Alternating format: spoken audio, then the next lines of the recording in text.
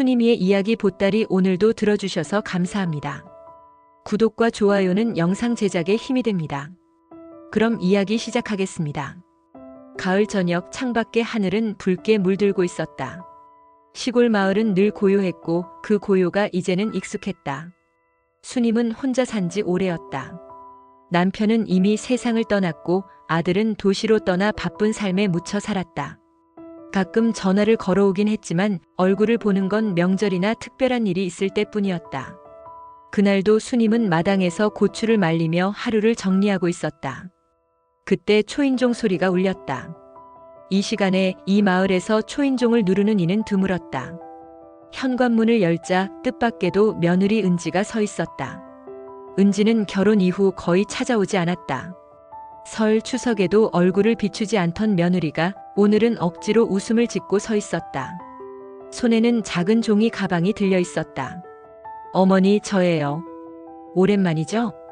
수님은 당황했다. 반가움과 낯설미 뒤섞여 말을 잇지 못했다. 그저 고개를 끄덕이며 집 안으로 들였다. 은지는 차를 끓이고 준비해온 과자를 내놓았다. 두 사람은 마주 앉아 이런저런 이야기를 나누었다. 겉으로 보기엔 평범한 만남이었다. 그러나 은지의 눈빛은 묘하게 불안해 보였다. 자꾸만 말을 돌리려 하고 집안을 두리번거리며 무엇인가를 숨기는 듯 했다. 수님이 속으로 이상하다고 느끼던 순간 휴대폰이 울렸다. 발신자는 아들이었다. 그래, 아들아. 무슨 일이냐? 엄마. 아들의 목소리는 다급했다.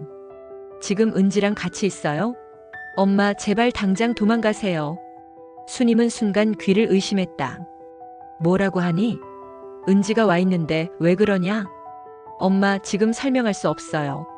하지만 제발 그냥 도망쳐야 해요. 엄마 목숨이 위험해요. 수님의 손이 덜덜 떨렸다.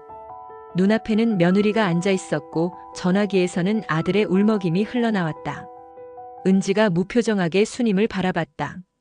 어머니, 무슨 전화를 그렇게 받으세요? 수님은 황급히 전화를 끊고 의자에서 일어섰다. 나 잠깐 바람 좀 쐬고 오마.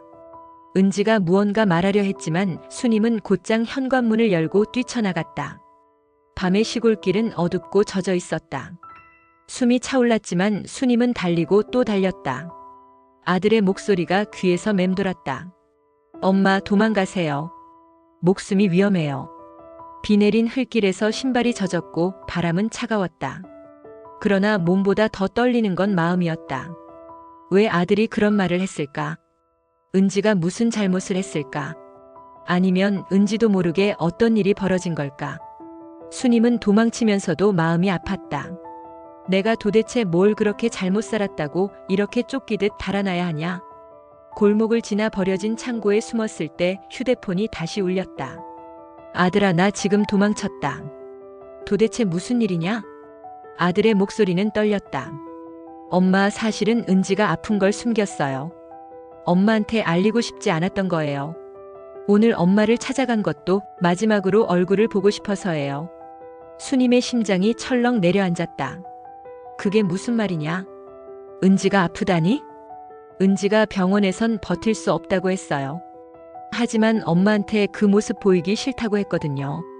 그런데 오늘 갑자기 엄마한테 간다고 해서 전 너무 불안했어요. 혹시라도 엄마 앞에서 쓰러질까봐, 엄마가 충격받을까봐 그래서 도망가라고 한 거예요. 수님은 핏기가 사라진 얼굴로 휴대폰을 붙잡았다. 손이 떨려서 화면이 흔들렸다. 그럼 내가 도망친 건 은지 때문에가 아니라 내가 날 지키려 했던 거구나. 아들은 울먹였다. 엄마, 미안해요. 전 그저 엄마가 충격받을까봐. 수님은 서서히 고개를 떨구었다. 비 내리는 창고 지붕 사이로 빗물이 떨어졌다. 그녀의 가슴은 먹먹했다. 며칠 만에 얼굴을 비춘 며느리. 평소 오지도 않던 은지가 마지막 힘을 내어 찾아온 것이었다. 하지만 아들은 그것을 견딜 수 없어 엄마를 지키려 도망치라 말했던 것이다. 수님은 창고 벽에 기대어 흐느꼈다. 내가 도망친 건 목숨 때문이 아니었다. 사랑하는 이를 지켜보는 용기가 없었던 탓이었구나. 아침이 밝자 며느리는 결국 병원으로 옮겨졌다. 숨이 가늘었지만 마지막으로 수님의 손을 잡았다. 어머니, 그래도 오늘 얼굴 보니 좋았어요. 수님은 눈물이 흘러 말을 잇지 못했다. 그녀는 이제야 깨달았다. 도망쳤던 건 목숨이 아니라 피할 수 없는 이별이었다는 걸.